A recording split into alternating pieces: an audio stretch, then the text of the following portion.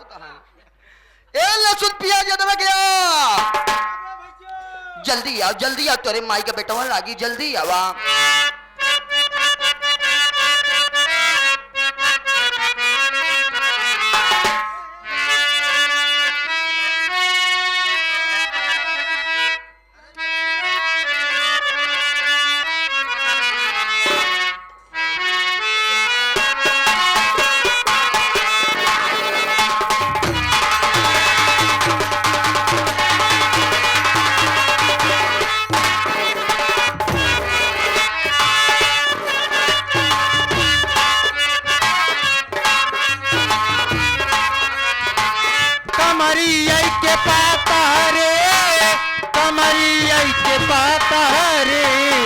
भाऊजी हमारे होगा हमारी ऐसे पातारी।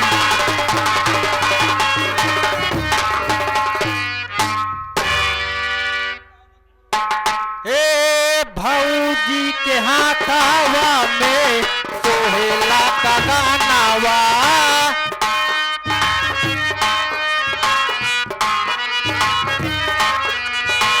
भाऊजी के हाथावा में सोहेला का गानावा।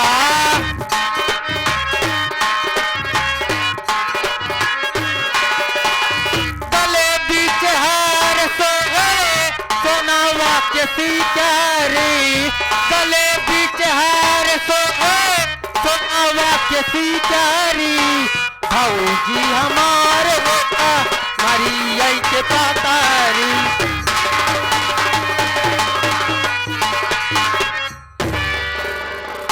हाँ तो इसे कहा बताई पंचवरे। सबसे पहले दूर दराज से आए हुए हमारे सभी नौटंकी देखने कला प्रेमी भाइयों को हम और हमारे इस पार्टी यानी के वेलकम स्वर संगीत पार्टी की तरफ से जय हिंद, जय भारत, नमस्कार, जय भीम करता हूँ। वैसे पंचाऊ आप सब न जानत हो गया, हम तीन भाई यही हमसी बड़ा दुई भाई है।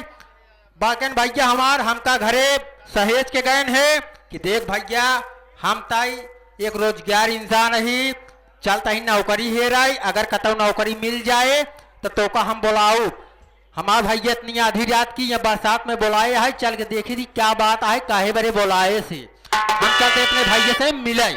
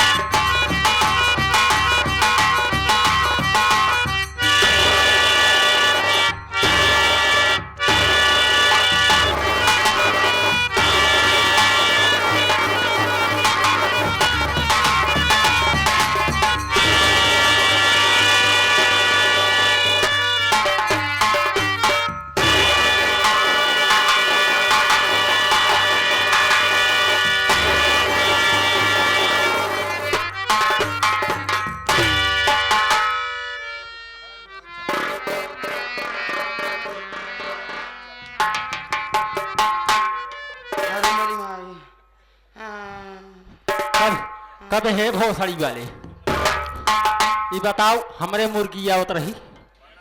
विश्वास कैले मुर्गी ना है अब ही मुर्गो फड़फड़ाई लागत। अगर काजी गली के अगर चप्पल न पाए हो कैसे बे?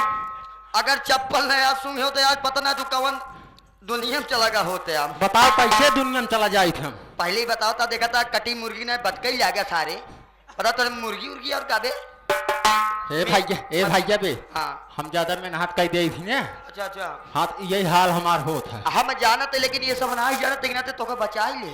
अच्छा करा जौन बचा ले भाई। ए भैया बे, हाँ सारी बात छोड़, ई बताओ तय केथा बारे हमका कोराए बे।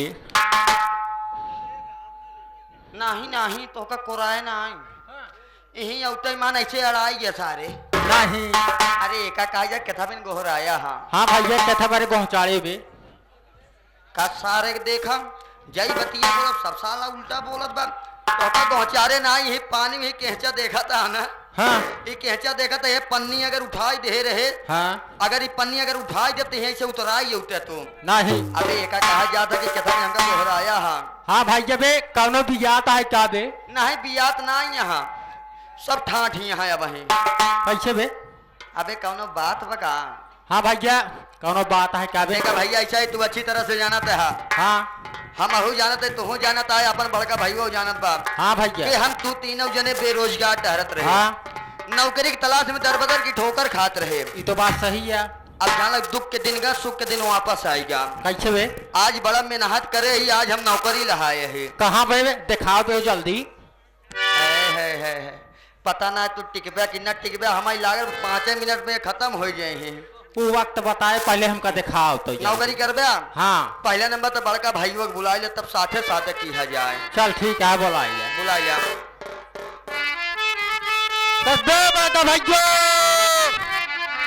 अरे जल्दी आ भाई।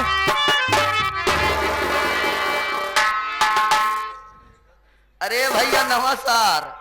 नमस्कार नमस्कार। और बताइए। अरे सब बढ़िया बा। तो बढ़िया बा। कहाँ तो हमेशा पीछे से निकला था। ऐसा है, पीछे से नहीं। हाँ बताओ कैसे बारे पहले बताओ। देखा ऐसा कि हम तो 2 जने नौकरी हेरे निकले रहे ना। तो तू जौने दिसम गए रहे, तू नौकरी पाया ना। नहीं यार, हम यहाँ दिसम गए रहे, नौकरी पाई गए। पाई गए। और का चलो यार, बहुत बढ़िया काम के है। विश्वास कर 5-5 6 नौकरी यहाँ यार।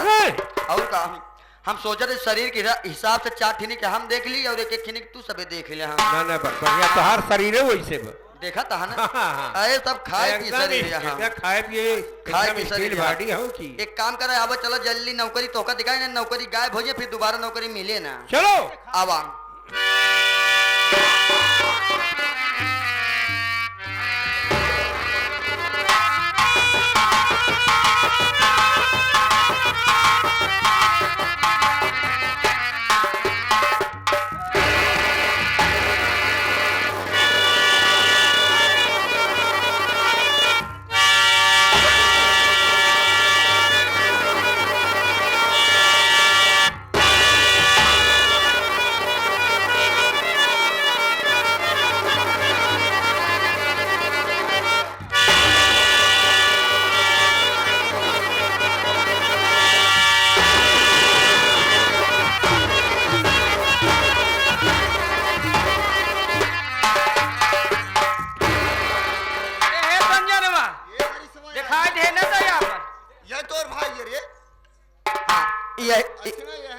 यही मेरा छोटा भाई है।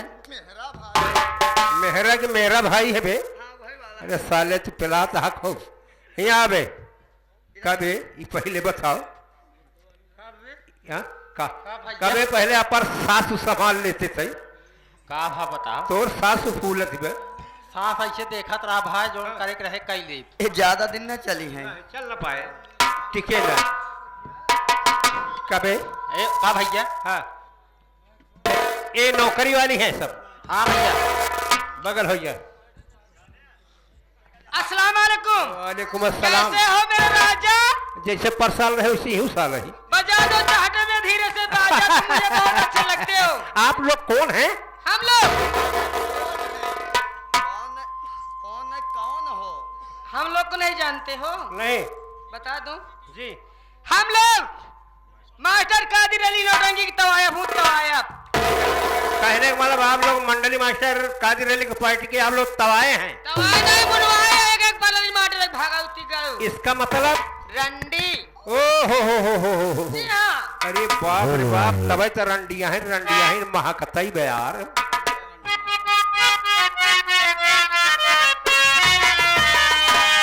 ये बोलो के रंडी माता,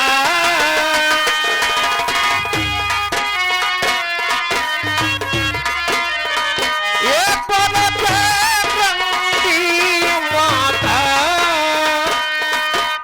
जो कोई तेरे दर पे जावे भाड़ुआ बन जाता।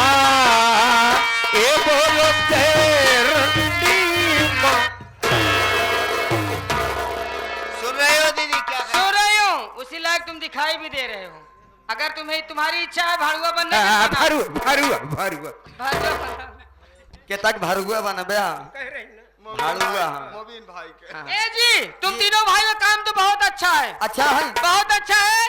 और साथ में रहोगे, जो कमियां हैं ये मेरी समझने वाली दीदी उनको बताएंगी। ये बात, ये तो इसका मतलब हम और तीन- सुलेखा रानी तुमको बताएंगी और मैं तुमको बताऊंगी। है। तो इसका मतलब हम तीनों भाइयों की नौकरी पक्के पक्की हो गई बेटा, पक्के।